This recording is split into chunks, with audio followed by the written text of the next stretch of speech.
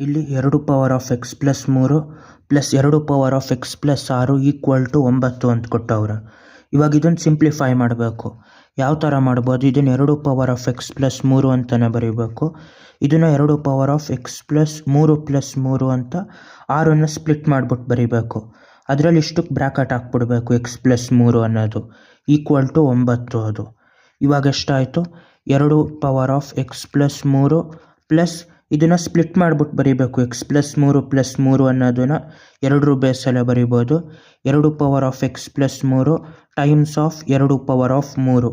Exponent ಹಿಂಗೆ ಕೂಡಿರೋದಾದಾಗ ಪವರಲ್ಲಿ ಅದನ್ನು split ಮಾಡಿಬಿಟ್ಟು ಅದೇ ಬೇಸಲ್ಲಿ ಗುಣಿಸಿರೋ ಥರ ಬರಿಬೋದು.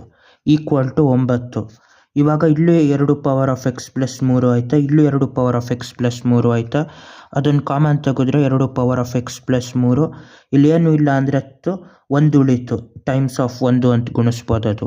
ಪ್ಲಸ್ ಇಲ್ಲಿ 2 ಕ್ಯೂಬ್ ಅನ್ನೋದು ಉಳೀತು. ಈಕ್ವಲ್ ಟು 9 ಆಯಿತು.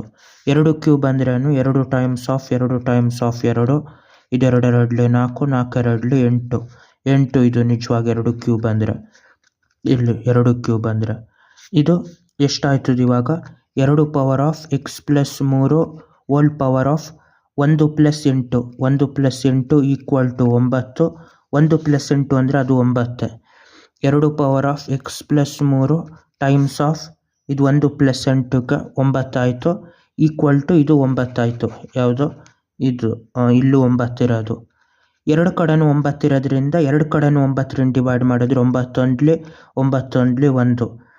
ಇವಾಗ ಮತ್ತೆ ಇದನ್ನು ಸ್ಪ್ಲಿಟ್ ಮಾಡಿಬಿಟ್ಟು ಬರಿಬೋದು. 2 power of x times of 2 power of 3 equal to ಅಲ್ಲಿ 1 ಉಳಿದಾಯ್ತು. ಇವಾಗ ಇದು ಆ ಕಡೆ ಹೋದಾಗ ಏನಾಯ್ತದ? ಇದು 2 power of x equal to 1/2 cube ಆಯ್ತದ. ಅದೇ ಆ ಕಡೆ ಇನ್ನೂ ಎಕ್ಸ್ಪ್ಯಾಂಡ್ ಮಾಡಿದಾಗ 2 ಪವರ್ ಆಫ್ -3 ಆಯಿತು. ಇವಾಗ ಇಲ್ಲೂ ಬೇಸ್ 2 ಇಲ್ಲೂ ಬೇಸ್ 2 ಇರೋದ್ರಿಂದ ಪವರ್ನ ಕಾಮನ್ ತೆಗಿಬೋದು. ಈ -3 ಈಕ್ವಲ್ ಟು ಎಕ್ಸ್ ಅಂತ. X equal to -3. ಬಾಯ್.